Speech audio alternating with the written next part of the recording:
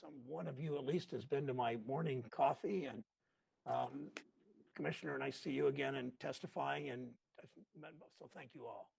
And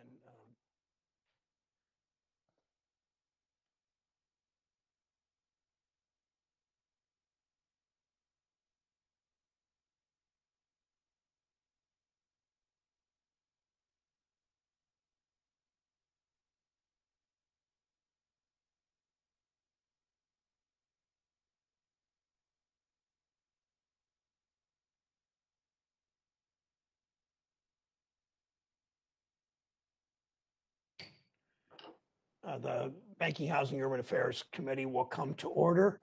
This hearing is in the virtual format. A few reminders as you begin. Sorry, those of you that have to hear this every hearing. Once you start speaking, there'll be a slight delay before you're displayed on the screen. To minimize background noise, please click the mute button until it is your turn to speak or to ask questions. You should all have a box on your screens labeled clock that will show how much time is remaining. For witnesses, you'll have 5 minutes for opening statements. For senators, the 5-minute clock still applies to your questions. At 30 seconds remaining for your statements and questions, you will hear a bell ring to remind you your time is almost expired. It will ring again when your time has expired. If there's a technology issue, we'll simply move to the next witness or the next senator until it is resolved. Fortunately, because of Cameron and Charlie's work, we rarely have technical problems, but one never knows. To simplify the speaking order process, Senator Toomey and I have agreed to go by seniority for this hearing. Last February, as the world came to the collective realization that we were confronting a global pandemic, the U.S. stock market suffered its fastest drop in history, plummeting, as we recall, 34% in 33 days. This was followed by the fastest stock market rebound in history, recovering all of these losses by mid-August. It was clear what most working people had suspected for a long time. The stock market is detached from the economy and the reality of most Americans' lives. The coronavirus was spreading, widespread testing was available. We didn't know if the hope of a vaccine was months or, for that matter, years away. Unemployment surged, reaching 23 million jobs lost by April. Almost a year later, only about half those jobs have been recovered. Families and small businesses had no certainty about what their lives would look like in a few weeks, let alone next year. But the stock market continued to go up and up. Those lucky enough to own investments reaped the profit. To some, this looked like a new development, but to millions of Americans, to millions of workers who've watched the stock market reach new heights while their own paychecks never kept up, it looked pretty familiar. Families haven't been too surprised by this state of affairs. A whole lot of them never recovered from foreclosure or from losing their savings during the last crisis, but they watched Wall Street pocket its bailout and go on to record highs just a few short years later. That's because when you look at who truly benefits, it's clear that the stock market's gains funnel wealth to a tiny sliver of people, often at the direct expense of American workers. We discussed this last week in our hearing, Wall Street versus workers. According to Federal Reserve data, the wealthiest 1% hold 53% of stock in mutual fund investments. The bottom 90% own less than 12%. The bottom 90% own less than 12%. Between workplace retirement accounts and personal investments, about half of American households have at least one financial account tied to the market, but only 1 in 6 directly own stocks. None of this reflects the actual makeup of the country. Only 31% of Black families, 28% of Hispanic families own any stock investment. The wealthy are far more likely to have these accounts, of course, than middle-class families, who in turn are far more likely to be in the market than working-class families or poor families. So when the stock market soars, most people barely notice. They're trying to just keep up with the cost of living within their paychecks. In recent years, the growth of fintech and financial services has given rise to trading platforms that offer free stock trades. Firms like Robinhood and others claim to democratize stock trading with flashing marketing and easy-to-use features. And in one sense, it worked. They attract millions of customers, many of them young and new to investing. The frenzied stock trading this January, when shares of GameStop went from $18 to over $400 in a matter of weeks, showed how millions of retail investors could engage with each other and create a sort of sensation. But it also lays bare serious risks. There are real people who get caught up in the frenzy who suffered real consequences. If the people who are busy working and watching their kids and living their lives can't make sense of the stock market's booms and busts, they'll continue to lose faith in the market. And hedge funds and insiders will continue to reap the vast majority of the profit. That's really bad for everyone in the long run. Robinhood tried to blame its decision to cut off its customers from being able to purchase GameStop and other stocks on industry-wide standards for processing stock purchases. Of course, the SEC and others should examine and consider how to reduce risk in the financial system by cutting the time it takes to complete stock purchases. Everyone would benefit from that. But it's become clear that firms like Robinhood were founded on a model that exploits small investors by encouraging fast and loose trading and then sells their trade to big market players. In a few short years, Robinhood violated the law, failed to respond to customers when they needed help, and when it got in trouble, cut off customers to save itself. Robinhood attracted new customers to investing, encouraged them to trade, profited off them, then broke their trust precisely when they needed the company to have their backs. It's also obvious that the David versus Goliath story, to mix metaphors perhaps, we first heard in January was not the whole picture. Well-funded, sophisticated hedge funds made big profits alongside the people trading at home. We know they always had better access and information than any of us ever will. No one thinks that's fair. Some have tried to blame small-time investors. They scold people just trying to make some extra money in the worst job market we've seen in most of our lifetimes. Because of the Robinhood business model and other reasons, we've all learned the new term gamification. But let's be clear, we've seen Wall Street treat the market as a game for decades, a game they always win at the expense of pretty much everyone else. Wall Street's never been friendly to the little guy. Surely this time is no different. Yes, some regular people have had success, but fundamentally the system is set up to funnel more wealth to the already wealthy. Just like in Las Vegas, the house always wins. The economy and the market should work for everyone, not just the well-connected. They should reflect the economy we all want, with broadly shared prosperity and a growing middle class that all workers have the opportunity to join. When that happens, people have confidence the markets can actually work for them, not just for Wall Street. We'll see more Americans save and invest for the future. This hearing will examine not only the volatile activity in a dozen stocks early this year, but also the practices that encourage that activity. We'll see how it affects our economy in the long term. We'll see who benefits and who loses from this tech-induced stock market volatility. I look forward to the testimony from all five of our witnesses. Senator Toomey.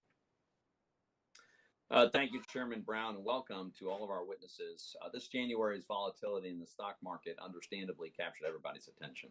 We saw extraordinary trading volumes in GameStop and other stocks, and we also saw some brokers limit stock purchases during this period of volatility. So it's entirely appropriate to examine these events and try to understand what happened and whether any response is needed. However, I urge my colleagues and regulators to avoid any knee-jerk reaction to impose unnecessary restrictions and burdens on investors. We have yet to see any evidence of wrongdoing or that the regulatory regime failed to function as intended, and Congress and regulators should avoid new laws and regulations that could end up limiting investors' access to and choices in the stock market.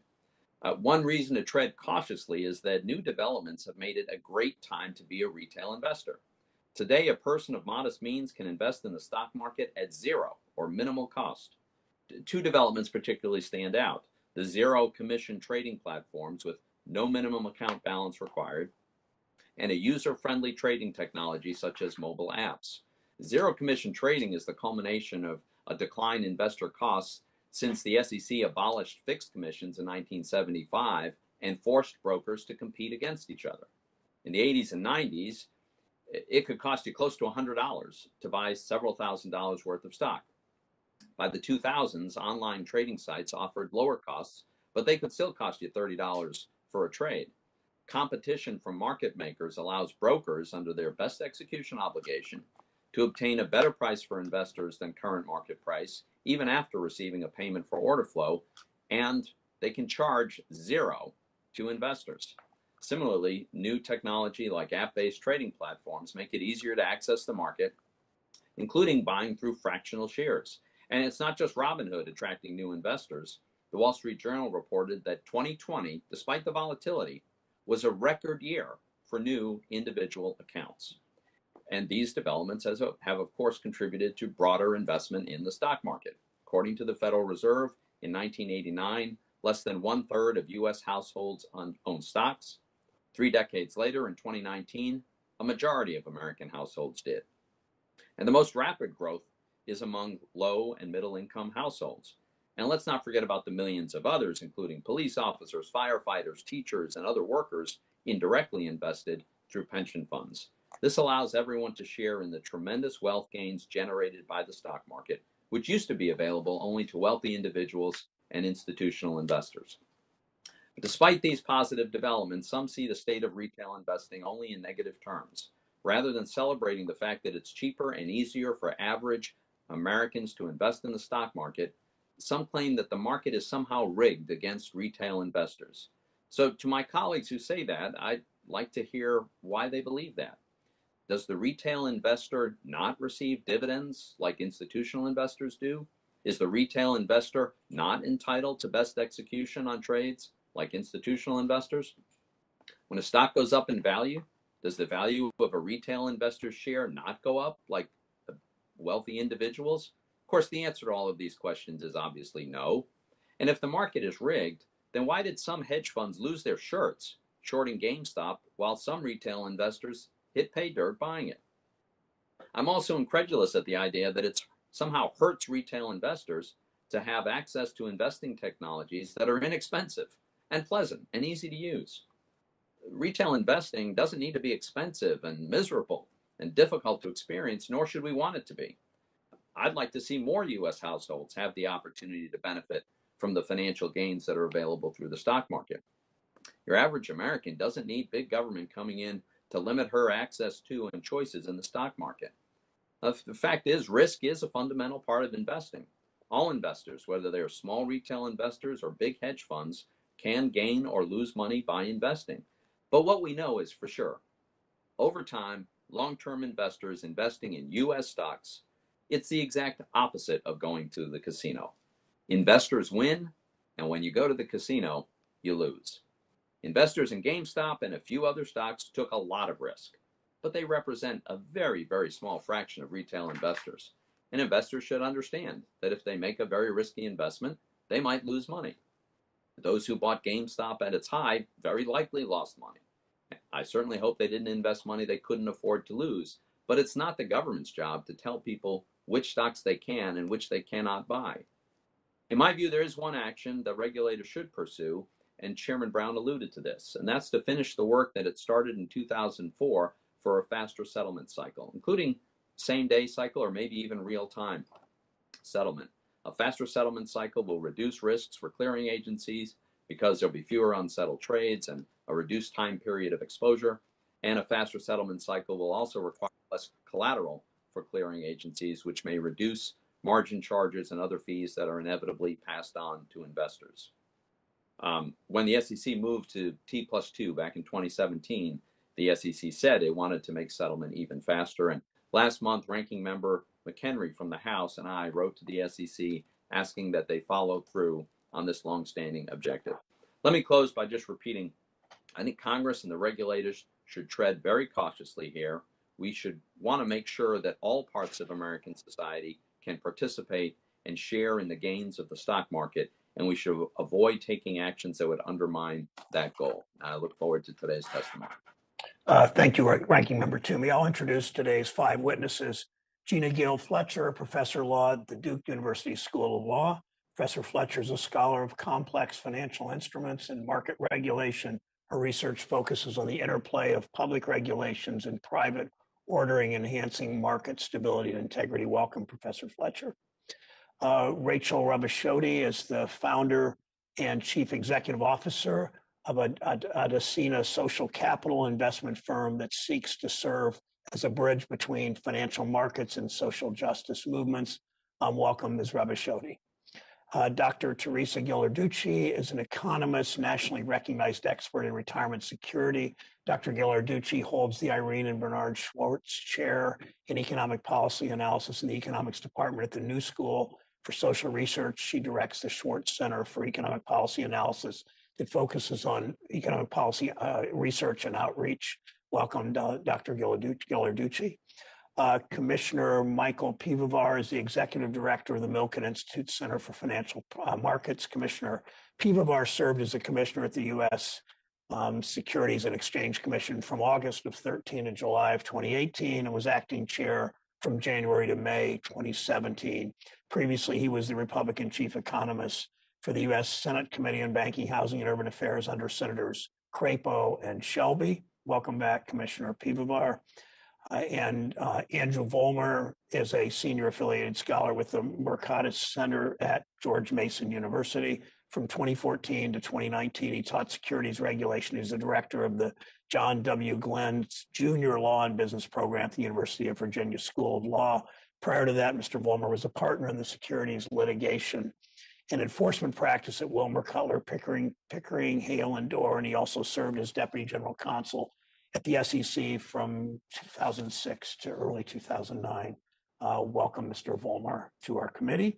Professor Fletcher, would you begin your testimony, please, for 5 minutes? Thank you. Chairman Brown, Ranking Member Toomey, committee members, thank you for inviting me to testify today. I'm a professor of law at Duke University, where my research focuses on capital markets, financial regulation, and market manipulation.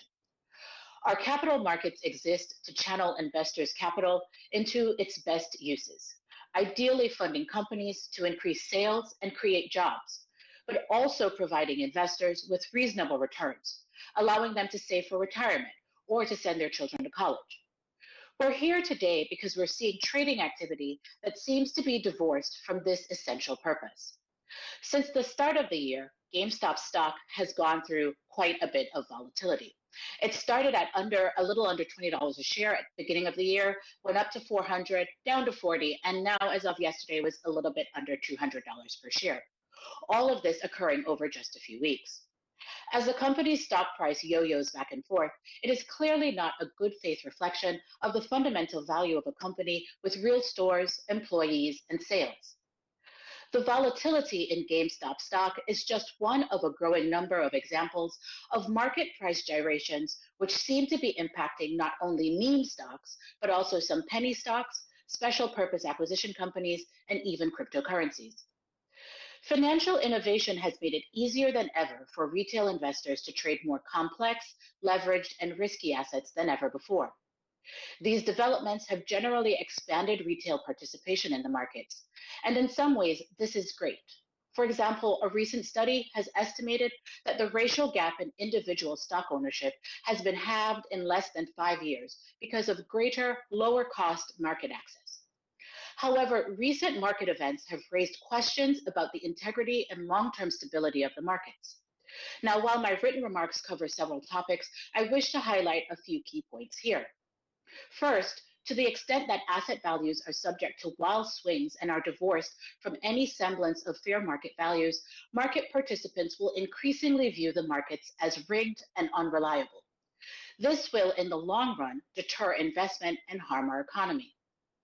Second, Congress and regulators should act to ensure that those who deliberately distort prices may be subject to regulatory or prosecutorial discipline. Third, Congress and regulators should address the incentives and market structures that have created the modern trading markets.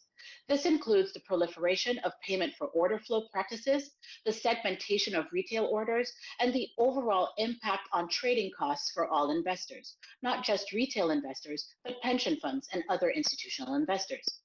It's clear that retail brokers and market makers are making quite a bit of money from these practices, but it's also increasingly clear that retail and institutional investors are paying the price. Fourth, Congress and regulators should review whether and how investors should access complex leveraged products such as call options. Opening options trading accounts used to take weeks and still does with some brokers, yet it may take just a few minutes with other brokers. It should not take a suicide for us to realize that many investors in current markets do not fully comprehend the products that they are trading or the risks that they are taking. Fifth, finally, and perhaps most importantly, Congress and regulators must acknowledge that events like what we're seeing with GameStop and other assets are no longer outlier events, but are instead regular features of our current system. Unless action is taken, these events will continue to expand and evolve. This means that brokers need to be better prepared to stand behind their customers' risky trading, and to the extent brokers cannot, the answer ought not to lie with limiting retail participation, as seems to have happened recently when some broker-dealers suspended trading in highly volatile stocks. Additionally, regulators should consider shortening the settlement cycle so that fewer things can go wrong between the time of trade execution and when parties match up securities in cash.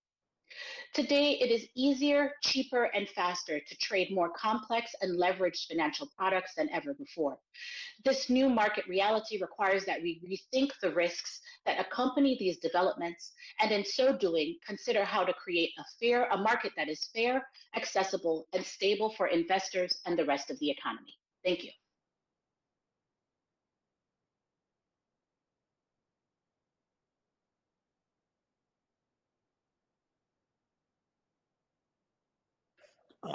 Sorry, I was having trouble with the mute. Thank you, Professor Fletcher.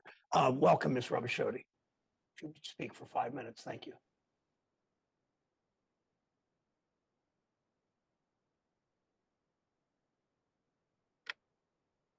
Mr. Chairman Brown, Ranking Member Toomey, and members of the committee, good morning, and thank you for inviting me to testify before this committee. It's my great honor. My name is Rachel Robasciotti, and I hold leadership positions at 2 SEC-registered investment advisory firms. I'm the founder and CEO of Adasina Social Capital, where we manage an exchange-traded fund with the ticker symbol JSTC. It holds over 800 stocks and is accessible to everyday investors at a price of about $16 per share. I'm also the director of advocacy and engagement for Abacus Wealth Partners, which is a firm with $3.8 billion in assets under management, but no minimum account size for its clients. I serve hardworking, everyday Americans, so your constituents and my clients are the same people. I've worked in financial services for almost 22 years, so I take the long view of market events, and I've seen everything from the ill-fated dot-com boom of 2000 through the Great Recession and the most recent GameStop Robinhood episode in January and February. So I understand the players in the market, and in this most recent situation, there are really 3 groups for us to consider. First is the hedge funds. These are institutions that primarily manage money for the wealthy, accredited investors, and they're known for their risky strategies and high returns. 2, the Redditors, these tech-enabled young people who use commission-free trading and banded together to outwit the hedge funds they felt had an unfair advantage. Third, and these are the folks that I'm here for today, are the everyday Americans. Hardworking people with long-term retirement savings invested in the stock market. These people rely on government institutions and financial professionals to look out for them. When the GameStop Robinhood episode occurred in January, I was immediately reminded of the MIT blackjack team of the 1990s, when a group of students banded together to break the bank at several large casinos. They realized that if they worked together, they could win substantially more money than the average gambler. So using their math skills and their technology, they coordinated to quickly and strategically place large bets against the house. It's pretty easy to see the obvious similarities between the 2 situations. Like the MIT students, the Redditors in January were young, knowledgeable people with high appetites for risk who chose to collectively speculate by making quick bets against a larger player with a perceived advantage. On the other hand, like the casino owners, the hedge funds are these large institutions with specialized knowledge about the game who some say routinely use their size to tip the odds in their favor. What's not obvious, whether in the casino or in the stock market, is what the wealthy institutions and upstarts have in common. They're all fast-moving, high-risk speculators with more skills and tools than the average person.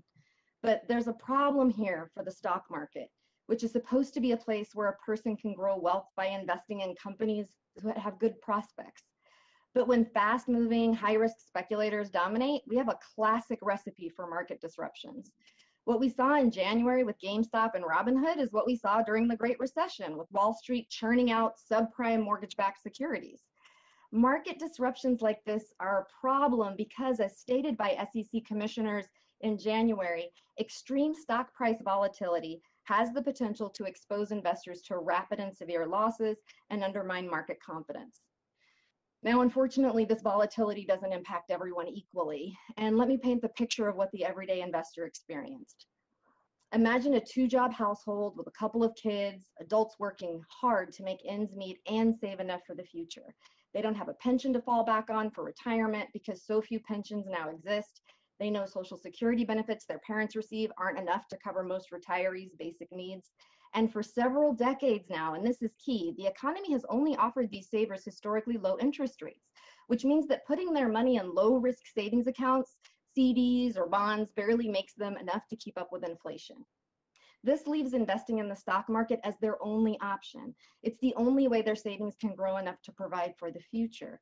So they're forced into the stock market casino with their life savings. And they're required to play against armies of sophisticated high-risk hedge funds and Redditors duking it out for dominance.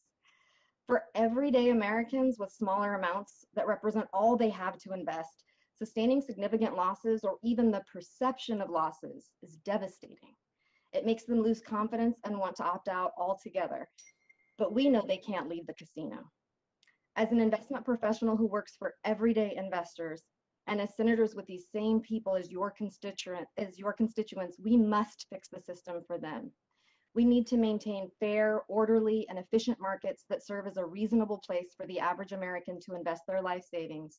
And we have a duty to protect these investors from the crossfire of fast-moving, high-risk speculators. Thank you, Ms. Robichotti.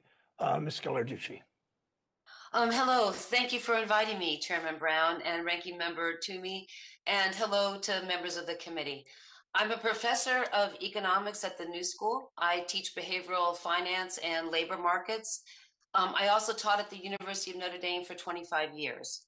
I received my PhD from UC Berkeley, and I've published 4 books on how workers acquire wealth. The latest one was Rescuing Retirement with my co-author, Tony James. I also am a court-appointed trustee overseeing $60 billion of the retiree healthcare trust fund money for auto workers, and that money is invested to last over 80 years. Now, as a professor, my office hours are typically quiet moments huddled over equations and numbers. But over the past few years, I've seen another trend. Students are coming to me bubbly because they want to know about trading on their phone app, Robinhood.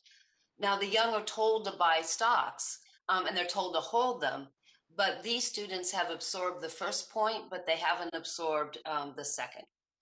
Trading on Robinhood is a game, and it has psychologically powerful intermittent rewards. The trading is disconnected from long-term wealth accumulation. Phone apps make trading easy, and they are cheaper, and superficially, they seem to open the security markets to many more people. But trading apps do not produce wealth.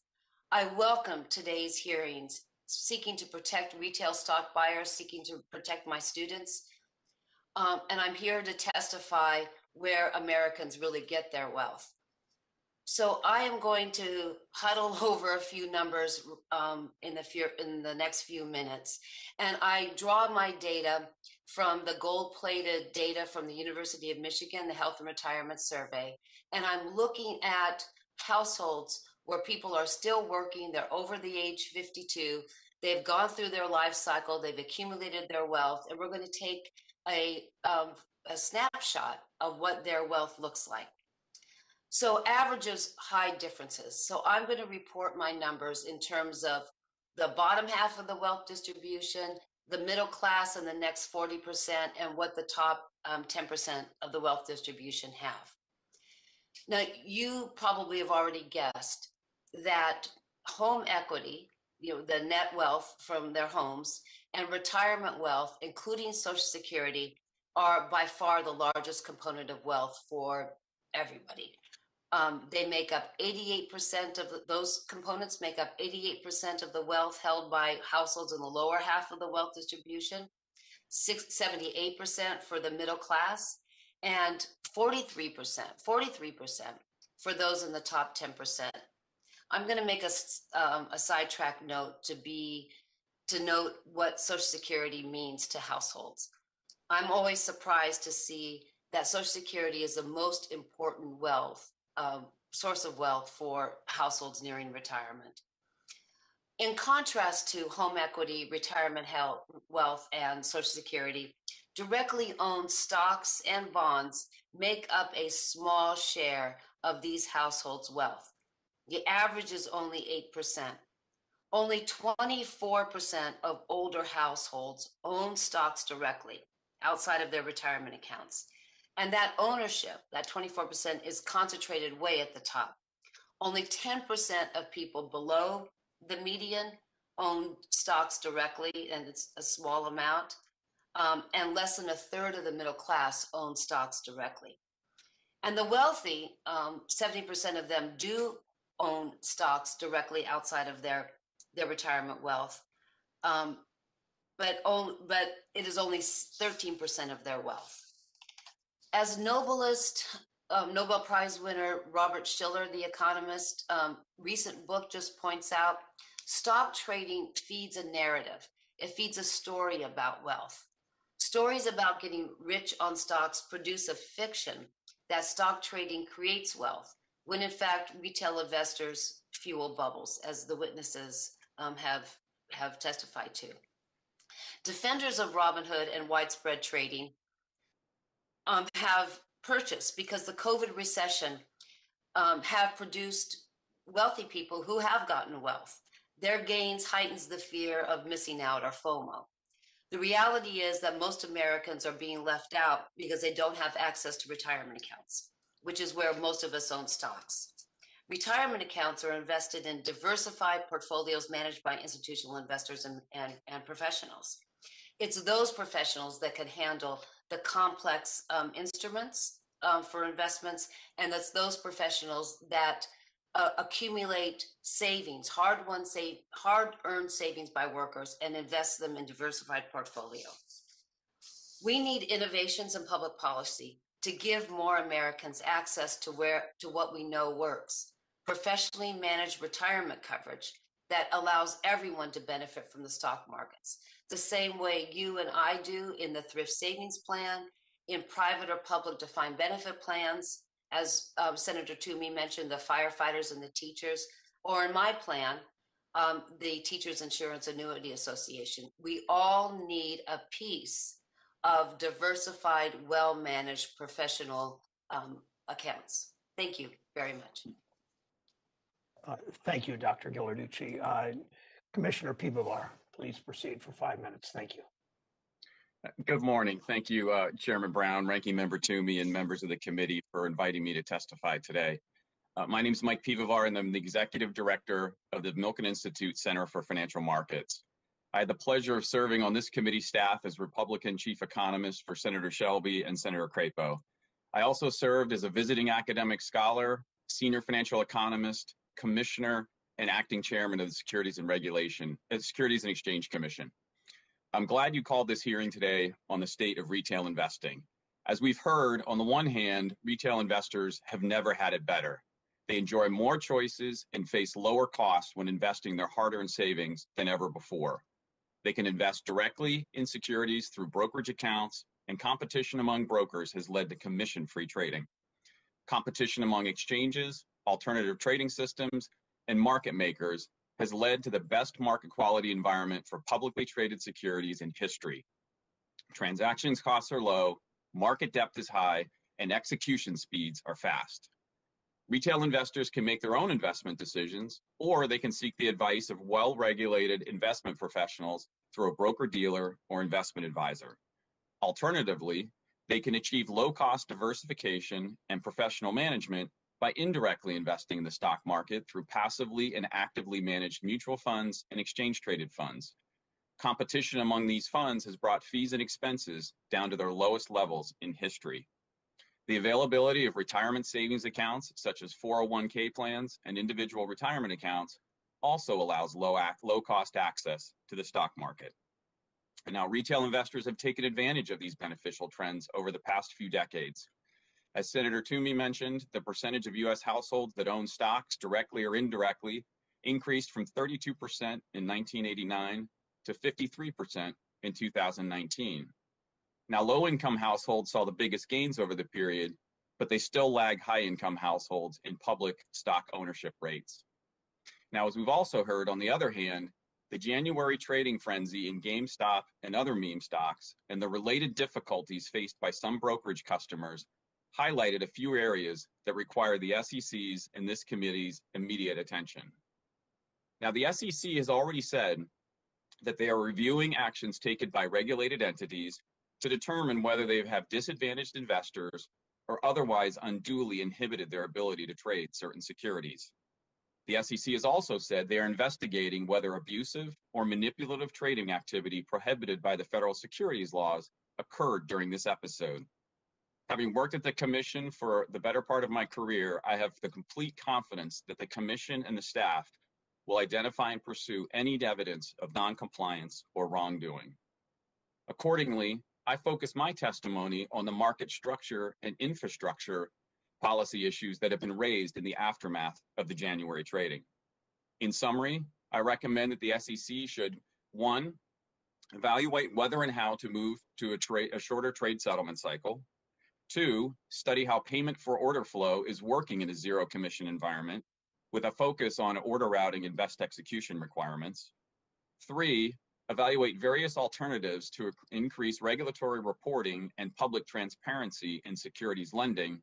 And 4, consider amending the accredited investor definition to achieve more equitable access to investing in private companies across all income levels. Now, my written testimony provides an in-depth discussion of each of these issues, and I'm happy to answer any questions you may have. Thank you for bringing attention to these critical issues and for the opportunity to testify here today. Thank you, Commissioner Piwowar, and welcome back again to the committee. Mr. Vollmer, you're recognized for 5 minutes. Thank you for joining us. Well, thank you for inviting me, Chairman Brown, and for you and Ranking Member Toomey and the members of the committee, good morning. My written statement makes 3 points, and I end with my view that what we know so far about the events surrounding the GameStop trading does not provide a sufficient basis for new legislation or regulation. So the first topic I cover is the trading in GameStop by the users of the Wall Street Bets social media forum. Based on the public information I've seen, misconduct probably did not occur in the trading of GameStop.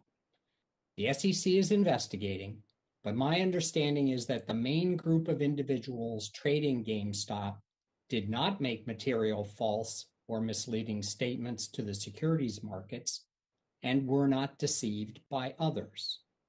Another concern has been whether a securities manipulation occurred. The leading definition of securities manipulation, which comes from the Supreme Court, is securities trading that is artificial or not genuine. The traders using the Wall Street Bets site actually bought GameStop and the other stocks and therefore did not engage in a manipulation. Let's look at the effects of the GameStop trading on the larger secondary markets for securities. At the moment, those effects do not appear to be widespread or severe. The trading activity in GameStop, AMC, and the other securities was limited to a few companies and was short-term. Some investors made money in GameStop and some lost money. Overall, at least so far, we have not seen strong evidence of securities violations or harm to the markets for buying and selling equities on stock exchanges. There have been some question about short sales, and I hope we're able to get into that topic during the questioning. My second point in my written statement, I discussed the role of the broker-dealer Robinhood. It has come under scrutiny because of the Wall Street Bets traders using it and because it has certain features that make buying and selling securities easier and more attractive, like commission-free trades or accounts with no minimum dollar amounts. The criticisms of Robinhood failed to give appropriate weight to the benefits of its business model. The Robinhood brokerage service is innovative, and it makes significant positive contributions to society and the economy. It reduces costs for consumers, makes securities trading simpler and easier. It increases consumer choice and lowers barriers to participation in the market for common stock of companies listed on stock exchanges. It therefore opens the securities markets and equity securities ownership to a much larger part of the population and to people with less income and wealth than are typically associated with participation in the equity markets. That is all to the good and serves a variety of goals that I have heard from everyone who's participating in this hearing. My final point is that the information currently available has not revealed a problem of sufficient severity to justify Congress imposing new regulations in these areas.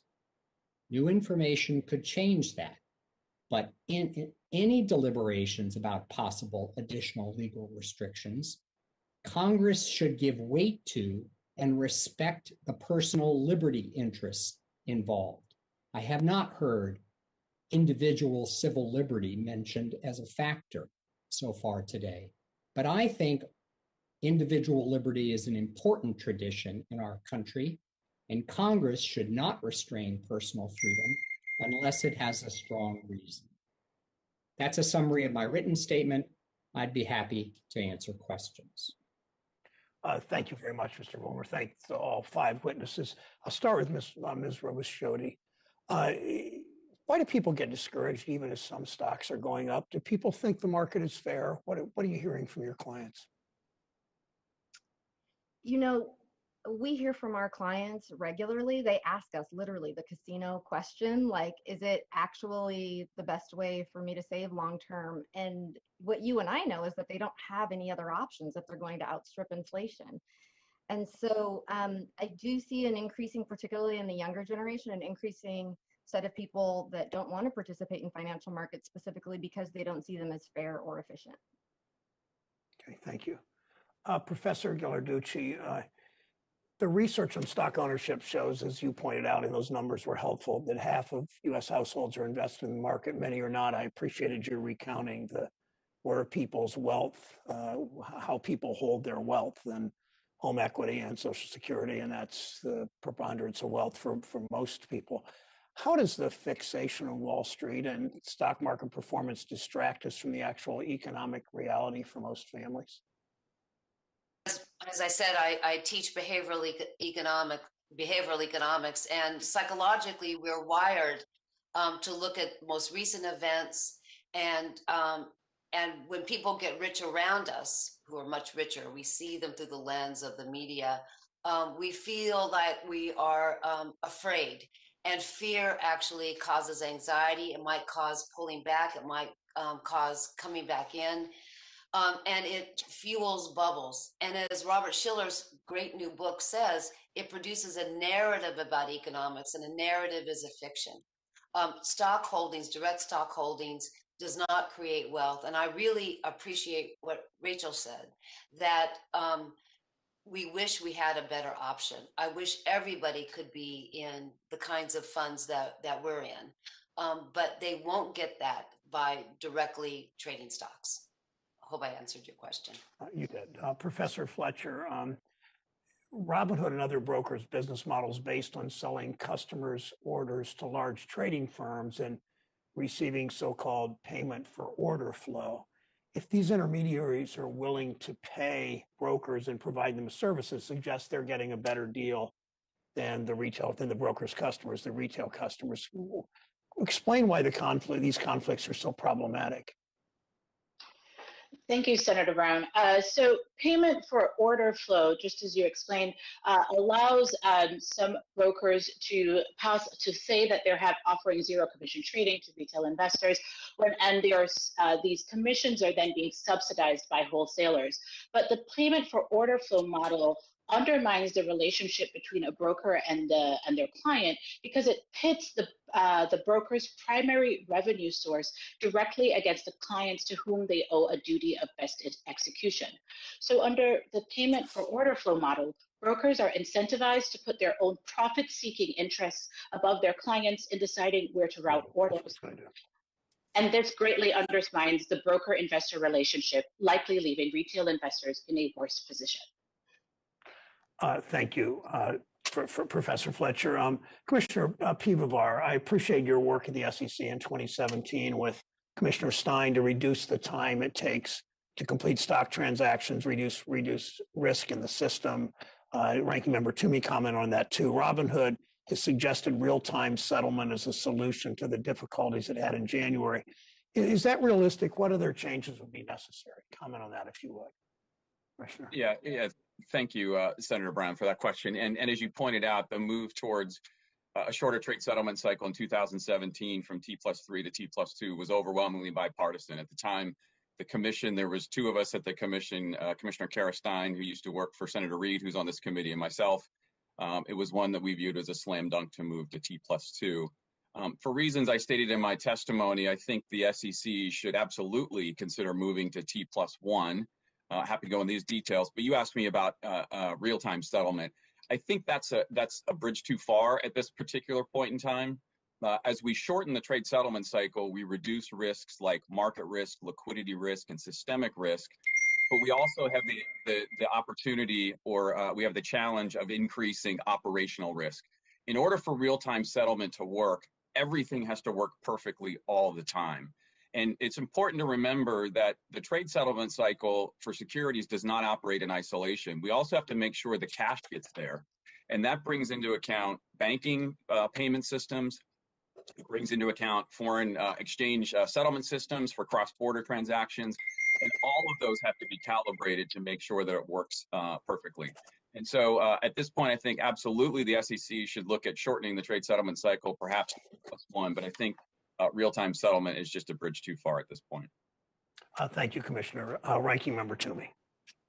Thank you, Mr. Chairman. Dr. Piwowar, when I graduated from high school in 1980, the Dow Jones Industrial Average had a low that year of 759, and it traded at a high of about 1,000. Last time I checked this morning, the Dow was at 32,000. And I guess my question for you is, if a retail investor took whatever amount of savings he or she could and regularly invested in a broadly diversified portfolio through whichever mechanism, and did that over these last 40 years, is it likely that that investor would have earned very substantial returns on those investments, or is it more accurate to think of the stock market as a zero-sum casino where that middle-income American is going to lose because there's a hedge fund out there somewhere that wins? Yeah, thank you for that question, Senator. As Andy Vollmer pointed out in his testimony, the returns that retail investors get from long-term investing is exactly the same as an institutional investor who invests in the exact same securities. And what we know for long holding periods is that, on average, the stock market tends to go up. There are daily fluctuations, there are minute-by-minute fluctuations in individual securities. But what we know is that retail investors who hold diversified positions in low-cost mutual funds and other mechanisms over long periods of time will do quite well in increasing their wealth. And those low-cost options are lower in cost and more available today than ever before. Isn't that true? That is correct. Since the time that you graduated in 1980, not only do investors have the opportunity to invest in open-end mutual funds, but a new innovation, exchange-traded funds, has entered the landscape and has brought incredible competition to this industry and brought fees and expenses to their lowest rates in history. Right. A quick follow-up on the faster settlement cycle. I understood you to say that there might be some challenges, technical challenges in real-time settlement.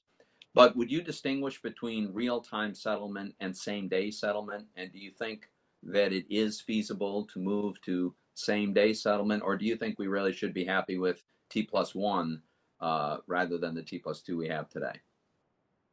Thank you for that question. I think, first of all, I think what the SEC should do, which is what we did when we evaluated moving from T+3 to figure out should we go to 2 to 1 or real-time settlement, was we took a look at the way the world existed in terms of the markets and technologies 4 years ago, and we said, let's look at it on a cost-benefit analysis. And we said, all right, well, in terms of moving from 3, do we get any benefits, and what are the costs from going to 2 to 1 or real-time settlement? At that time, 2 was the clear winner. What we heard from the industry was that the cost would be low. It would be pretty much speeding up existing back office products. And we heard from buy side, sell side, the clearinghouse, exchanges, even retail investor brokers and securities traders. Moving to 1 had additional challenges. Not only the costs were higher, but as I mentioned in my answer to Chairman Brown, you have to get the bank regulators involved to make sure that all the bank payment systems also line up so that you make sure that these settle correctly. Moving to 0, at that time, whenever we asked people, say, well, how do you get to real-time settlement? And the answer was always blockchain. And we said, well, can you explain how that works? And they would just repeat back louder, blockchain. And so we may get to a point where blockchain technology or digital ledger technology gets us to a point where we can achieve real-time settlement, but I don't think we're there just yet. That's just my opinion. What I think the SEC should do is put out for public comment a rule proposal proposing to move to a shorter trade settlement cycle and put it out for public comment and evaluate the costs and benefits. Thanks. And Mr. Chairman, if I have time for one more quick question. Mr. Vollmer, recently the CEO of Robinhood testified that the restrictions that they imposed on purchasing GameStop and a few other stocks were driven by margin requirements required by the DTCC and compliance with the SEC's capital rule. So 2 questions. One, is that a plausible explanation for the restrictions they put in place? And 2, is it really optimal to have the opacity about how those capital rules work that prevent us from knowing clearly in advance exactly what they are? Thank you, Senator Toomey. I think the explanation that I heard from the CEO sounded reasonable. The collateral call from DTCC was sudden and in a large amount. That took Robinhood by surprise and caused them to impose trading restrictions. By the way, the trading restrictions were only one way, only on buys, not on sells. So customers could sell. They entered into discussions. They talked to DTCC. They reduced the collateral call because they had imposed these trading restrictions. The SEC is in a position to look at these areas to see if the process could be improved and smoothed, because I agree with a theme in your question, and that is, I don't think either Robinhood or the customers should have been taken by surprise quite as much as they were. And if there's a way that we could smooth that out, I think that would be better for the broker dealers and better for the markets. Thank you very much. Thank you, Mr. Chairman. Thank you, Senator Toomey. Senator Menendez is recognized from New Jersey. Thank you, Mr. Chairman. Dr. Fletcher, I want to follow up on the questions that the chairman raised with you in terms of order flow issues.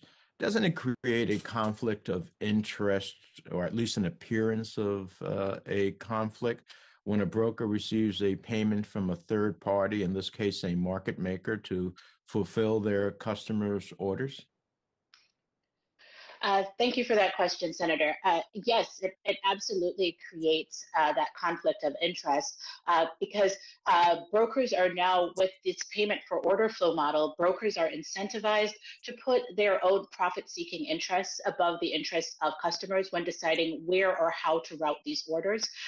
This also should raised concerns for us in terms of customers being able to get the best execution from their retail brokers, and so, yes, I agree with your question that this does raise these questions for us. And so how does an investor know that their broker is working to find the best execution quality for their investor, not simply working with the market maker that pays them the most? So currently, under SEC rules, there are disclosure obligations on retail brokers to state what their price improvement is from having routed their orders through different wholesalers or market makers. But the retail investor really has very little information in terms of knowing the price at which their order is executed or what exactly that price improvement was. So retail investors do have less information, and so we do need more or better disclosure for retail investors to be able to evaluate this information. Are there other costs that payment for order flow imposes on investors?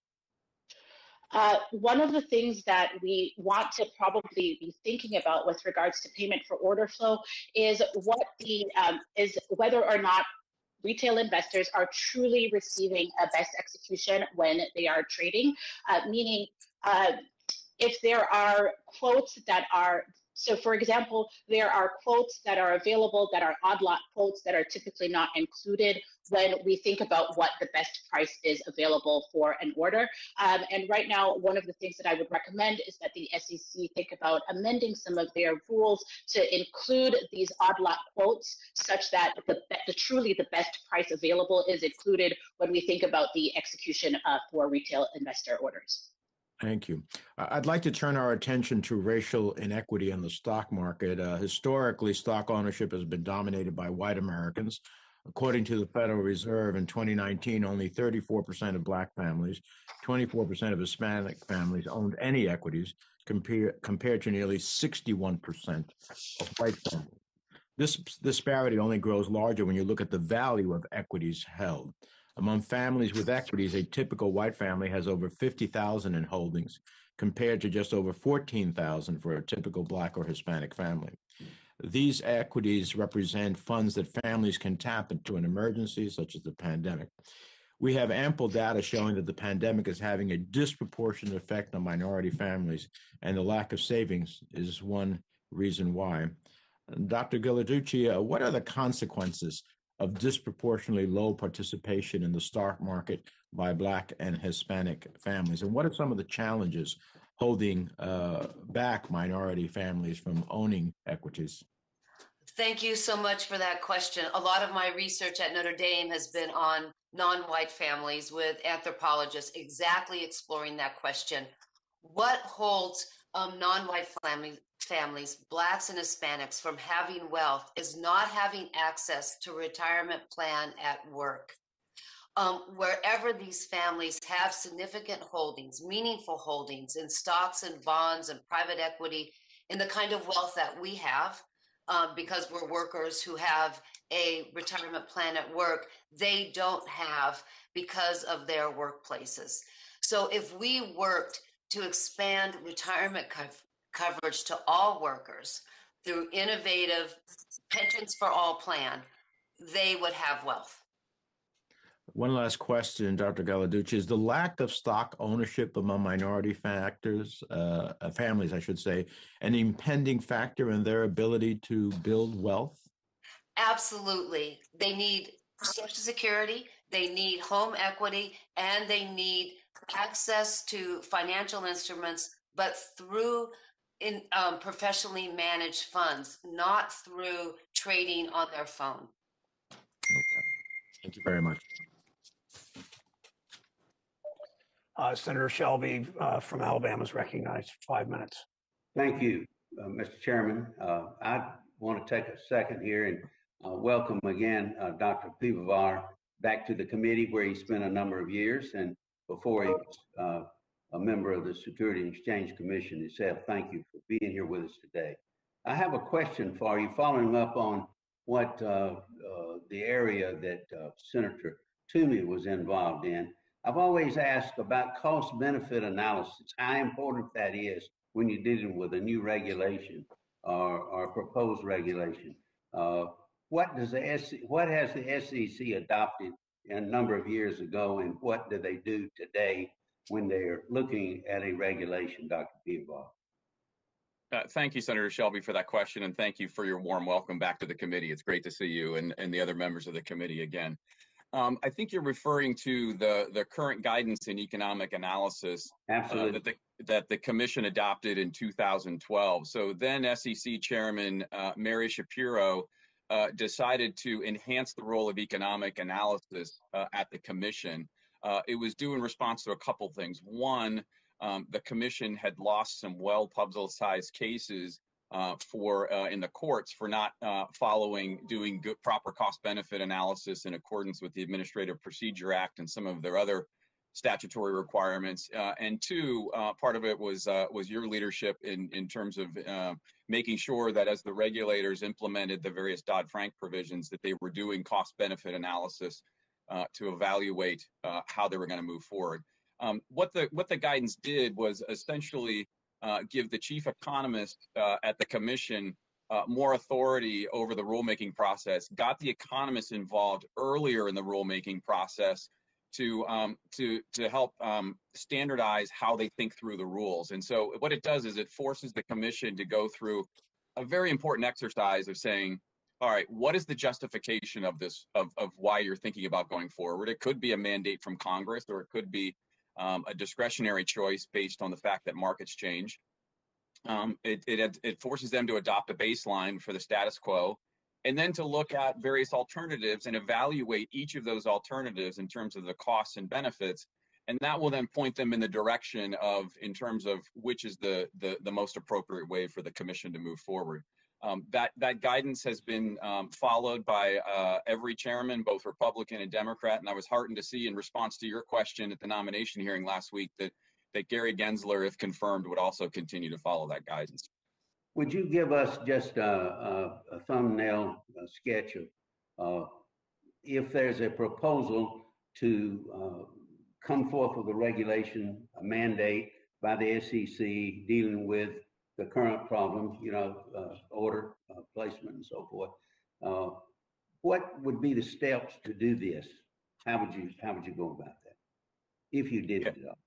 Yeah, thank you for that question. I mean, that's one of the great things about the regulatory process that we have, is it provides for valuable input from the public. So first of all, the SEC would decide whether they want to put a rule proposal out, or maybe they're not there yet. Maybe they're still contemplating whether to put out a formal rule proposal, so they could do a request for comment.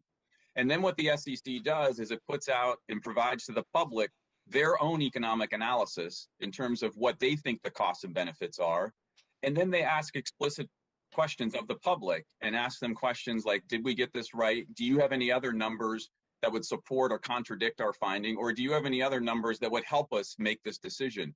It's a very public process. They go through open meetings. The public can participate. It's on their website. Anybody can submit comments to this process. And then the procedures and the statutes that the SEC has to follow, they have to take into account those public comments. And then they go back and reformulate their economic analysis with this new information, and they can choose to either move forward, not move forward, or move in a different direction. So it's a very robust process. One question to Mr. Vollmer. Mr. Vollmer, in your opinion, did Robinhood perform in a rational, thoughtful way in dealing with their situation when everything was a little frenzy? Senator, they certainly reacted in a rational way, and they were as thoughtful as time permitted them, but they were under a great deal of time pressure with the sudden collateral call. And so they reacted quite well, and they did impose the trading restrictions, which they did not want to do, but they tried to relieve those when they could. But they collected collateral that they could put up to DTCC very rapidly. Mr. Chairman, thank you very much. Senator Tester from Montana is recognized. Well, thank you, Chairman Brown, and I want to thank you and Ranking Member Toomey for holding this hearing, and I want to thank everybody who's testified. I appreciate all of your time, and thanks for being here. We have known for a long time that there are perverse incentives in our systems, and that those systems influence where companies make investments, and sometimes, more importantly, where they make cuts. Many of us here agree that there would be benefits to a system where companies focus on the long term and helping their communities and their workers, not just on short-term profits. Now, I want to be clear, I don't feel bad for those who have lost money trying to game the market. But I am worried about those regular folks who saw this and tried to get in on something like this and then get hurt. The recent market volatility presents an opportunity to take a really hard look at our securities regulations and the systems that we have in place.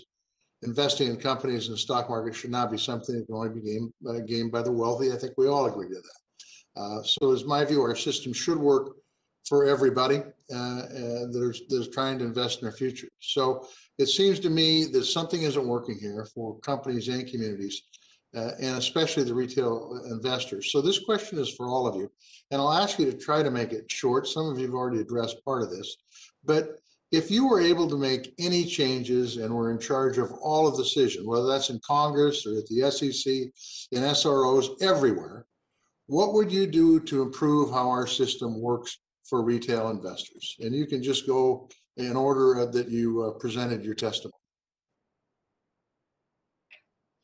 Thank you so much, Senator, for that question. So the thing that I would want to make our system work better for retail investors is better information for our investors as to what the true costs are for their trades and for the transactions that they're engaging in. Too many investors see this zero commission model and think that it truly is zero commission. And I think that there is information that they would need to truly evaluate the costs and the risks of these transactions. Thank you. Thank you for your question, Senator. If I could do one thing, it would be to impose a financial transaction tax. I believe that that's a very negligible cost to the everyday investor, and it's something that would stop the high frequency traders from dumping gasoline onto the already roiling fires of mistakes or other market disruptions that come about. Okay, so just to be clear, the tax would be put on for the purpose of stopping the high volume folks, correct? Yes, I believe the purpose of the tax is to add an additional cost, and that additional cost would be an invitation for deliberation, which I believe is something that investment decisions always benefit from. Thank you. Next. Three things. That the economic analysis should include behavioral economic analysis at the SEC. They should look at the way that the phone app looks like, and to cut out the obvious addictive aspects of the games. The economists should be smart about that. Second, I agree with Dr. Fletcher that there should be a revelation, just like we do in professional investing, what the true costs are. And third, Nobel Prize economists back up what Robasciotti just said, that sand in the works, slowing down the trading with a securities tax would help make the market work better. Yeah. Next. Thank you, Senator Tester, for that question. So a few things. One, we already talked about, I think shortening the trade settlement cycle would help everyone, allow retail investors to get access to their funds quicker, but also take risk out of the system. Second, amending the accredited investor definition to achieve more equitable access to private companies across all income levels. And third, just the general one, better disclosures for investors. As you know, the SEC is a disclosure regulator. And so one of the most important things that the SEC can do is arm investors with information to make informed choices. And so one example of that, Professor Fletcher had mentioned better information about order routing and best execution. I wholeheartly agree. In my written testimony, I attempted to look to see whether Robinhood customers in particular, how their order executions were done. And unfortunately, with the publicly available information, I couldn't do that directly. So I think better, more granular information about how and why brokers are routing their trades and the outcome from that would go a long way to protecting investors. Mr. Vollmer. Thank you, Senator. I'll be quick. Two things. First, reduce the cost and complexity of public offerings. Second, I'm in broad agreement with Mike Piwowar. In private transactions, the difference between accredited investors and non-accredited investors should be eliminated. And instead, in certain private offerings, there should be required short form core disclosures. Okay. Thank you all. Thank you, Mr. Chairman. Thank you, Senator Tester. The senator from North Carolina, Senator Tillis, is recognized. Thank you, Mr. Chairman, and thank you all for being here. I've been in and out of this committee. I've got 2 other committee meetings going on at the same time, so I'm sorry I haven't been here for all of your testimony. I was here at the after Senator Shelby's and Senator Tester's questions, so I want to get right to the financial transaction tax. I know that that's been something that's been offered up in the wake of the Robinhood GameStop saga, but there seems to be, I'm trying to understand how we can avoid what appears to have been the consequence for financial transaction taxes that have occurred in other jurisdictions, and then some countries have thought about it and backed off of it based on these experiences. Reputable studies indicate that the FTT would actually reduce the value of a typical investor's 401k, and maybe as much by 8.5% in a lifetime of savings. That looks like people may have to work an extra 2.5 years to make that up to realize the same amount of savings. So do you disagree, Professor Ghilarducci, that it would have that effect on, on potential savings? Thanks a lot for bringing up that research, Senator Tillis. It's really pertinent. That data is a bit out of date, and it also is distorted. If 401k traders or pension funds traded all the time, the tax would reduce their savings. Also, that study was done on a tax that was much higher than the kinds of taxes that are produced now. It is well known in the economic research that if you get the tax low enough that you don't hurt long-term investors, but that you slow down the high frequency trading. So it has to be done right, but it is backed, the good effect is backed by many studies. Not that one study you're citing. Thank you, Gina. I know the CBO projects the FTT would result in a almost 44 billion first-year net loss of tax revenues, and would immediately lower the value of financial assets. Are you just saying that that these studies have set the mark too high? And so, in your opinion, what is the sweet spot that you think would actually affect the high-volume investors, but not affect the individual investors that are now the substantial number are in the market? I just read a dissertation that had that number, that sweet spot. It's a really excellent question, meaning I'll have to get back to you with what that number is, but there is a number. And the CBO study looks at the short-term effects. People won't be trading and realizing those capital gains, but we actually don't want them to. We want them to hold those gains longer. So I'll get back to you with that number. Thank you. Mr. Piwowar, thank you for being here, and I'm sorry our time's limited. I won't be able to ask questions of all of the witnesses, but am I correct that the act of front-running that some worry market makers could engage in is already illegal? That is correct. So should the discussion be more around enforcement of what we already have on the books, or do you think we need to go further than that? No, I think you're absolutely right. I think it's enforcement of what we already have on the books, right? And so if I may just go into a little more detail on that, right? There is an inherent conflict of interest when in the presence of payment for order flow, and the SEC explicitly recognizes that, and that's why we have best execution requirements, and that's why the SEC actively enforces those best execution requirements. And if I may, if the SEC were to ban payment for order flow, we would likely go back to commission trading. It would cost to trade. And what that does is it doesn't eliminate a conflict of interest. It just changes it. So when I was in the private sector, I worked for an economic consulting firm, and we provided expert witness testimony on behalf of plaintiffs in the FINRA arbitration context, where brokers were churning the accounts of their customers. And so simply, getting rid of payment for order flow just moves the conflict of interest. And again, it has to be done through enforcement. Thank you very much. Thank you, Mr. Chairman.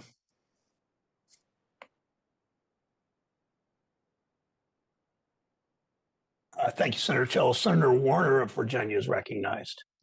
Well, thank you, Mr. Chairman. And I want to pick up where my friend Senator Tillis left off. And I want to start with Professor Fletcher, but I would like to hear from Michael on this as well.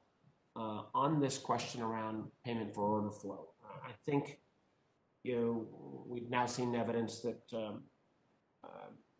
about $6 billion of payments to brokers and others within the payment for order flow. I remember, gosh, it's probably been 7 or 8 years ago, the Royal Bank of Canada had a chart that kind of blew me away about the bespoke nature of all this order flow payment. I think it is extraordinarily not transparent. I think $6 billion generates an awful lot of profits. I think particularly when you've got only a few major firms that are on both sides of the trade around payment for order flow. I'm going to want Michael to comment on this, but it really seems out of whack to me. And the argument that says payment for order flow is to increase liquidity, it just doesn't seem to be the case. I mean, if you look at the fact that of the 9,000 securities that are traded, the top 10%, less than 1,000 of them, account for about 77% of all that liquidity. It would say to me that, you don't need that payment for order flow to increase liquidity because you've already got liquidity. And what I guess I would start with you, Professor Fletcher, I think you've raised these issues as well. We see large enterprises with Fidelities and Vanguards that don't make payment for order flow. Has that decreased liquidity? Why wouldn't we, if we need liquidity payment, why wouldn't we pay for, say, the bottom payment for order flow for the bottom 90%, but not the top 10%? And have we seen in countries like the UK and Australia, which have banned payment for order flow, any significant decrease in liquidity? Why don't we start with you, Professor Fletcher, and then I'd like with Michael in the past want to hear. I know he's got a different view, but Professor Fletcher, would you start? So thank you so much for that question, Senator.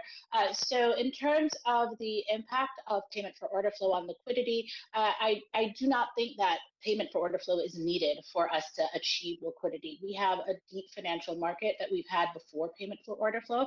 And just as you noted, there are jurisdictions such as the United Kingdom and Australia which have banned payment for order flow. And research that I read from the United Kingdom recently has not indicated that there has been any meaningful decline in their liquidity. Indeed, what that research has demonstrated is that there has been better execution for retail investors at the best price in the absence of payment for order flow. So that would indicate that there is less conflict and investors are able to get better price execution in the absence of payment for order flow. And we've not seen, by the way, if you are a Fidelity or Vanguard customer where they're not paying for payment for order flow, are they getting less good execution terms than other retail investors? So the problem with that, Senator, is that we don't have enough information to even know that, right? And so this is something that I believe that we have some consensus about in this hearing, is that we don't have enough information to know whether or not retail investors with Fidelity that doesn't do payment for order flow have a better or worse execution than retail investors with other brokers that do have payment for order flow. And so that is a point at which we do need more and better information. And I would say that I fear, I've talked to our friends at Robinhood and I've spent some time looking at this, I really do fear, and I'm all for democratization of our market system, but increasingly I fear that oftentimes these retail investors are frankly not customers. I think they are the product, and many of us being the product for Facebook, and I think we are oftentimes, that product is manipulated. And Michael, I want to give you a chance to respond on this. It just seems to me that I know the excuse is always, well, this is the way you get to no cost lack of brokerage fees, but obviously some of the large enterprises are able to do this without that payment for order flow. And I think there's inherent conflict. In that last 10 seconds, you want to give a bit of a rebuttal to my point? Yeah. Thank you, Senator, for giving me 10 seconds to respond to that. So I would start with agreeing with Professor Fletcher is that this is an empirical question, right? The concerns that you have raised, right, on the payment for order flow side are the same concerns that people have raised on the churning side when in the presence of commission-based trading. And it's ultimately an empirical question. And unfortunately, right now, we just don't have the data for that. And so that's why I think it's important for the SEC to consider getting better data, getting better transparency in this so we can actually evaluate what the proper policy alternatives or policy choices are. And I know my time's up, but Mr. Chairman, I hope we would look at some of these questions around best execution, because I actually, frankly, have seen some evidence that there's some manipulation going on there, and I think it would be a subject that would be well worth this committee looking into. Thank you, Mr. Chairman. Thank you, Senator Warner. Senator Haggerty from Tennessee is recognized for 5 minutes. Chairman Brown, Ranking Member Toomey, thank you for holding this hearing today. As noted, this hearing is an important part of Congress's oversight of our capital markets, and it's also a great opportunity to reaffirm support for retail investors' participation in United States capital markets and for maintaining our markets' fairness, our order efficiency, and global competitiveness. Before turning to the specific market events that led to this hearing and the potential areas for improvement, we mustn't lose sight of the fact that our financial markets are the envy of the world, and for very good reason. They're the most robust, the most efficient, and they deliver the greatest liquidity and funding at the lowest cost of capital. They finance our great economic opportunities by connecting retail and institutional investors with American individuals and families that are looking to achieve the American dream, including higher education, home ownership, and financial security in their retirement. And with our great businesses that need capital to thrive. Our vibrant capital markets play a vital role catalyzing the economic growth of communities across America. We mustn't forget that, particularly as our economy is recovering from a pandemic-induced recession. Now is certainly not the time to impose unnecessary constraints on our capital markets and market participants that would only slow America's recovery from the pandemic. Mr. Piwowar, I want to thank you for your testimony. Today may be the golden age of investing for retail investors. I say may, only because with the pace of our financial technology innovation, who knows what tomorrow will bring. Major brokerages now offer zero commission trading, but they must continue to follow all legal obligations to serve their customers. Reams of financial and trading data can be immediately accessed at the touch of an app. And while stocks may not always go up, our major indices have repeatedly hit record highs over the past 4 years, in large part due to solid pro-growth policies. So, Mr. Piwowar, having said that, many investors were caught off guard when Robinhood temporarily halted trading in certain shares. As a result, a lot more people now know about short selling, margin trading, clearinghouse deposit requirements, and settlement times. Do you agree that the SEC, again, working together with the private sector, can accomplish more by focusing on investor education rather than engaging in just simply more government paternalism? Thank you, Senator Haggerty, for that question. I think in terms of the SEC's authority, I think the SEC already has all of the regular authority it needs to address a number of the issues that I identify in my testimony. In terms of investor education, yes, it's extremely important. As I mentioned, the SEC is a disclosure agency.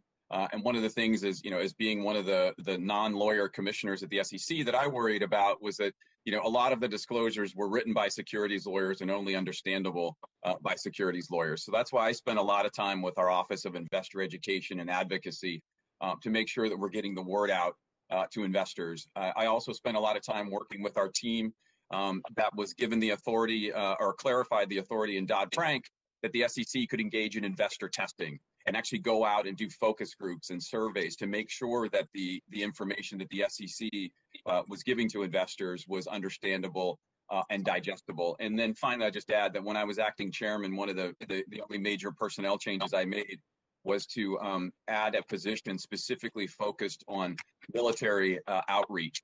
One of the things that had happened during that time was that the military was moving from the old pension system to a defined contribution program, the TSP program that Professor Ghilarducci mentioned, and had the opportunity to meet with some of the sailors on the USS Carl Vinson. And some of these young sailors were fantastic at, launching and catching planes landing on the aircraft carrier. but they didn't know the first thing about investing for their future. And so we embarked on a specific initiative to make that information available to them and talk to them about the power of diversified, low-cost savings for the long term, the matching services and saving for their retirement. I'm happy to say that that's been a very successful initiative. And in the minute we have left, are there any specific actions that you would suggest for our retail investors today as you look at the evolving markets that we're in and the challenges ahead of us? Any specific guidelines that you would propose or suggest for our retail investors? Yeah, it would be the same advice that I gave when I was a professor of finance, which is do your homework. There's an incredible amount of information that is out there for investors that we've never had before, whether it's on the internet or whether it's through educational institutions and the like. And if I may talk a little bit about gamification, right? I'm not a Robinhood customer. I've never seen the app. I don't know what types of gamification is involved there, but I do know that using games and simulations is a very effective way of educating students. I note that many business schools are moving away from the traditional case method and lecture method to move towards simulations and trading. And even if you think in cybersecurity defense, training the next generation of folks working in cybersecurity, it's all through games. So in terms of gamification, I'd caution in throwing the baby with the bathwater, and that gamification could be used for effective education. Got it. Thank you very much. Senator Warren was having technical issues. Is she able to join us? We will come back to her. Senator Van Hollen of Maryland is next. Thank you, Mr. Chairman, Ranking Member Toomey, and to all our panelists. Thank you for your testimony today. We know that Wall Street has made an art of high-frequency trading and rank speculation that's fattened the wallets of a few while putting everyday investors at greater risk. And the market events of last January brought attention to Robinhood's practice of selling user data to hedge funds that do high-frequency trading. As has been mentioned today, one way to deal with that and cut down on high-frequency trading and its risks to market stability would be to place a small fee, say 0.1% on these Wall Street transactions. It would generate billions of dollars that we could invest in greater opportunity for other Americans. It would reduce wealth and economic inequality and reduce volatility in the market. That's why Senator Brian Schatz and I plan to shortly reintroduce our bill to impose a financial transaction fee, a high roller fee. And let me start with Ms. Robichotti. I know you mentioned this. Could you just elaborate a little bit more on, first of all, the risks of high frequency trading, and then second, how a financial transaction fee of the kind I'm talking about could reduce that and be a benefit? Certainly. Thank you so much for the question, Senator. I'm happy to hear that you'll be reintroducing that legislation.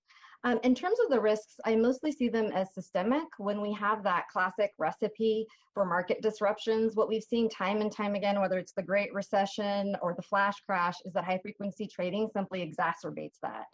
In terms of how the financial transaction tax actually shows up for regular Americans, if you'll allow me, I'd like to use myself as an example. I was born into rural poverty in a segregated town. I grew up in an all-Black family. We were very poor. I've been homeless multiple times as a child.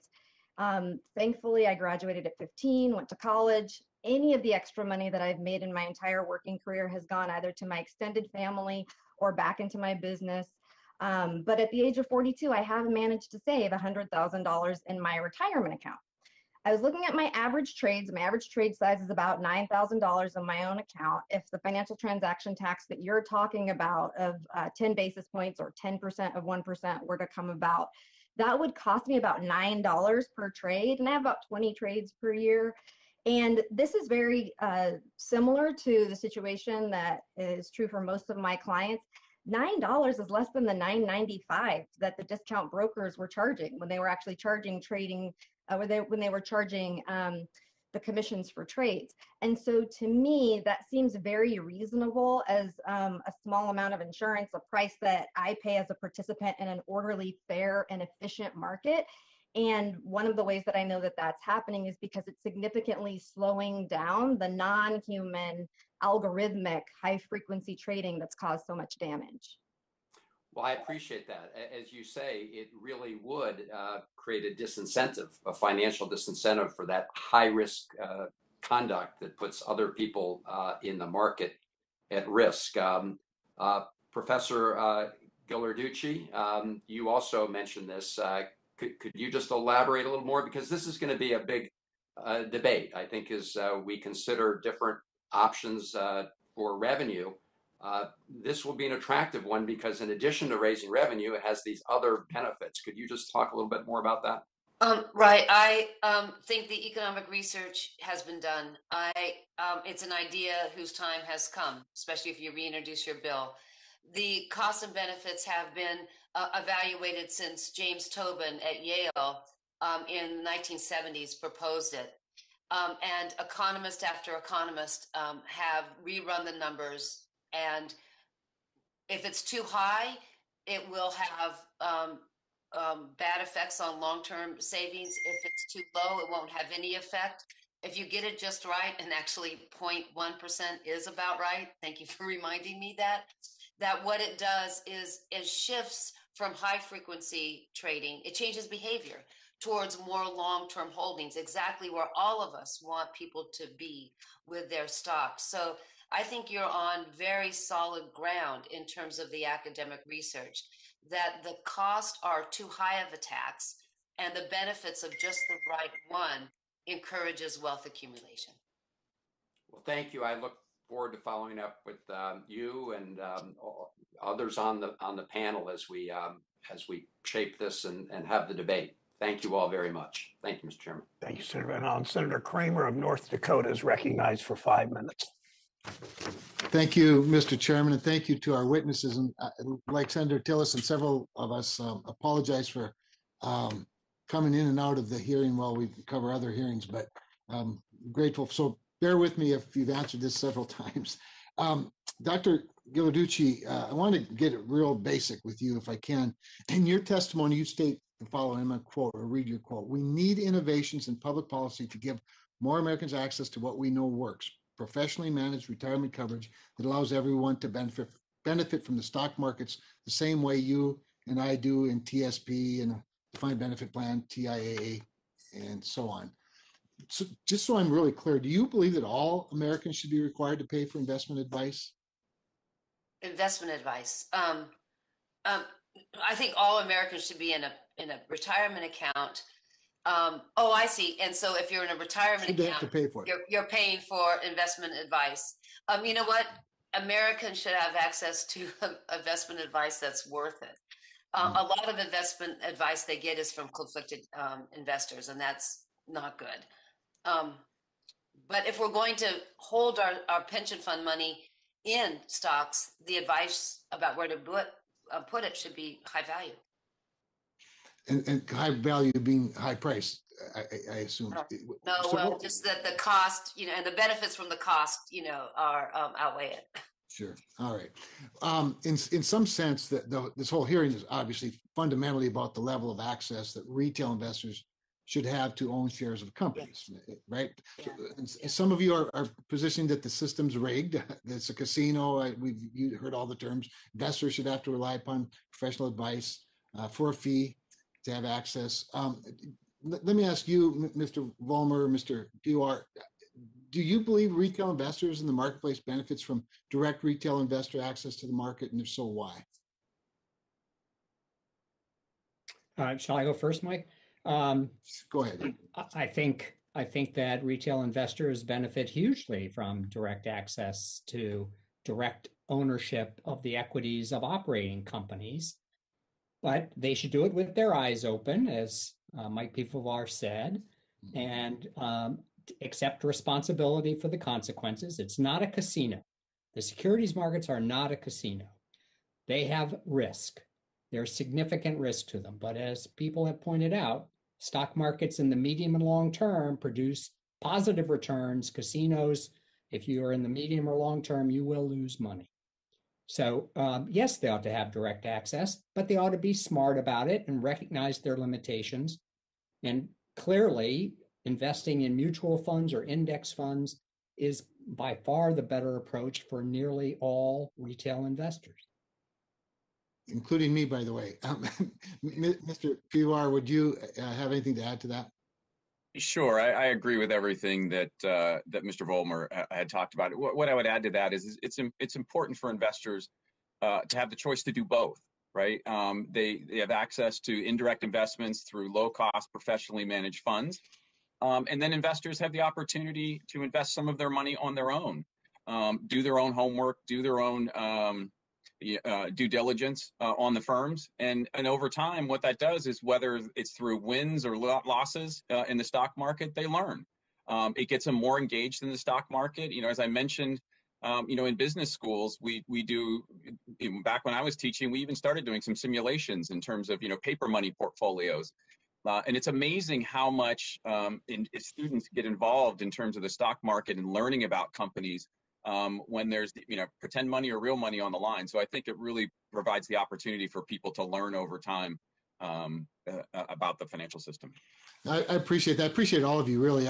Every time I participate in one of these, I keep thinking, speaking of schools, several of you are professors or at least have been or get to be on an adjunct basis every now and then. I just think every business school ought to take some Senate hearings like this and just play them for students, because I think there's a lot to be learned. So I'm grateful to all of you. Thank you, Mr. Chairman. I'll yield back the rest of my time.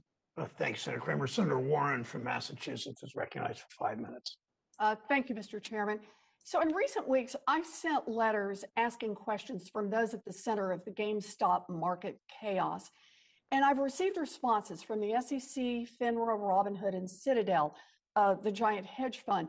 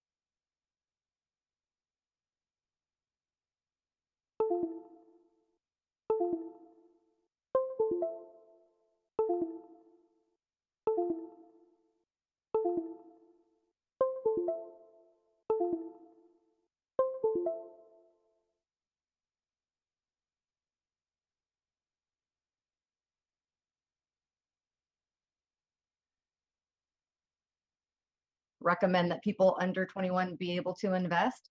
Yet it's incumbent upon us as a society in that transfer of responsibility for our long-term financial security. We need to also transfer the education. Right now, it's just happening within families, mostly from father to son and wealthy families. And I believe that's a big underpinning reason for why there's such concentration of wealth where it is in the country. Do you think that the payment for order flow model should be banned? I do, absolutely. I do, absolutely. And specifically because I tell my clients this constantly, that if you don't see what you're paying, you're probably paying more than you would be comfortable with. And payment for order flow is doing exactly that. The customer never sees it, and yet they are paying for it in terms of the price that they ultimately get. One of the reasons that our markets are orderly, fair, efficient, one of the ways that they remain so is by ensuring that as much information and data is disclosed as possible. And that just seems like a huge gap. Does anybody on this panel believe that it should not be banned?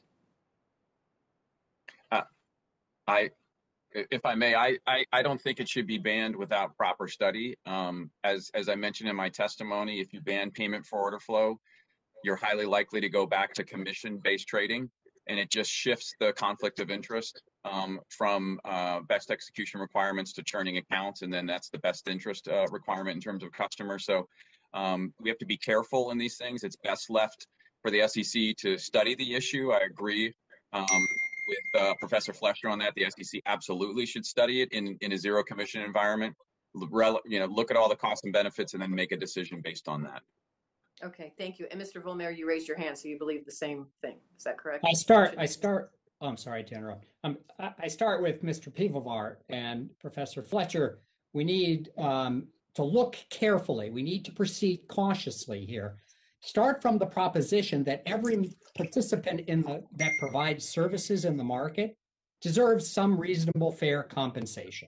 The broker-dealers, the wholesale market, the wholesale broker-dealers who also act as internalizers like Citadel Securities, and the exchanges. They all provide important services to our capital markets. They all deserve compensation. Payment for order flow is a method of compensation. If you remove it, you need to find another mechanism. That's why Mr. Piwowar says you're going to reinstitute commissions on trades. So everything is interrelated here. All these relationships are connected. So I think we need to proceed cautiously, and that's, I strongly agree with, let's look, gather evidence and data. But I don't like the payment for order flow because it's disruptive and it's not obvious to investors. Thank you. Thank you all. Thank you, Senator Cortez Masto. Senator Ossoff from Georgia is recognized. His camera's not on, and he can proceed with or without it. Senator Ossoff. There you are. Thank you, Mr. Chairman. Appreciate that. On Saturday, with overwhelming bipartisan support, the Senate passed the American Rescue Plan. And unlike traditional monetary expansion, which subsidizes investment banks, and unlike other recent fiscal measures that have subsidized corporations and wealthy donors, 0% of the stimulus checks and tax credits in this bill goes to the top 1%. And I'd like to point out for colleagues on this panel who oppose the bill that following Senate passage, the OECD has revised its growth forecast for the U.S. economy, doubling it from 3.2% to over 6% this year. And the OECD projects that this legislation will boost global growth by a full percentage point this year. Ms. Robichotti, the title of this hearing is Who Wins on Wall Street? We just passed an ambitious fiscal measure in the Senate. Given that the bottom 50% of American households by wealth possess just 1% of total national wealth held in the stock market, what, in your view, are the benefits of economic policy that gets cash directly to low wealth households by fiscal measures versus economic policy that adds liquidity to financial markets via the banking sector, like traditional monetary policy? Thank you very much for the question, Senator Ossoff. The way that it actually occurs when you give money to people who come from the kind of background that I have, they're more likely to spend it. We learned about this, in economics textbooks as the marginal propensity to consume. But it's just true that if you give money to those who are more in need, they're going to be more likely to spend it and circulate it throughout the economy. And so it doesn't just help them. It's not just something that we want to do to help the vulnerable. It's actually something that creates a multiplier effect throughout the entire economy. So I believe it just makes good economic sense. Thank you. And what, in your view, are the costs, Ms. Robichotti, of economic stimulus, like traditional monetary expansion, which adds liquidity to financial markets by allowing investment banks to access credit at extraordinarily low rates, or just transfers cash to financial institutions' balance sheets via processes like quantitative easing? Again, thank you for the question. Those who are doing well at this point with their outsized gains, particularly during the pandemic, don't need any more help. What it actually does is just sequesters that money in the hands of those who are most wealthy and aren't going to put it back necessarily into the economy. We had that argument of trickle-down economics, and we can kind of see from where we all are that that's not actually what happened. And so it actually harms all of us to make sure that those types of economic stimulus are going to the wealthiest in the country rather than going where it's going to actually do us all some good. Thank you, Ms. Robichotti. And Professor Fletcher, you opened your testimony by rightly noting, quote, "A core purpose of the financial markets is to facilitate the efficient allocation of capital." I'm curious for your perspective on this. Over the last 15 years, U.S. investment banks have required multi-trillion-dollar bailouts to avoid insolvency. And even after the acute credit crisis in 2007-2008, central banks and the Federal Reserve have continued to grant investment banks access to credit at record low rates and engaged in sustained quantitative easing, adding trillions of dollars to financial markets. Do you believe, Professor Fletcher, that the U.S. financial system in its current configuration facilitates the efficient allocation of capital? Thank you so much for that question, Senator. I think that the U.S. capital markets are among some of the best capital markets in the world, but there are significant issues with the market structure that we have currently, in that we have retail investors that are able to make risky decisions without fully appreciating the costs of those decisions. Within our capital structure, we also have questionable valuations for some companies that may not be fully reflective of an efficient market. So if I believe that our markets are fully efficient, no, not quite. But do I believe that they are among the most efficient in the world? Absolutely. Thank you, Professor. Thank you, Mr. Chairman. I yield back. Thank you, Senator Ossoff. Thank you to the witnesses for being here today, for your really incisive testimony. Thank you for that. I just make a brief announcement for senators who wish to submit questions. For the record, these questions are due 1 week from today, Tuesday, March 16th. For our witnesses, you have 45 days, if you would, to respond to any of those questions from me or from my colleagues. Thank you again for that. A couple of comments. I appreciated Professor Ghilarducci making it clear that the stock market is not the economy. Making the markets fair is important, but equally important is remembering that half the country doesn't have any stocks at all. Most Americans get their money from a paycheck. Growing those paychecks, not growing stock prices, is the most important thing we can actually do to improve Americans' families' lives. And when people's hard work pays off, the more they're able to put a little aside at the end of the month and invest for the future. We're never going to have fair markets or an economy that reaches its full potential until our economy and its rules reflect the dignity of work. With that, the hearing is adjourned. Thank you all so much.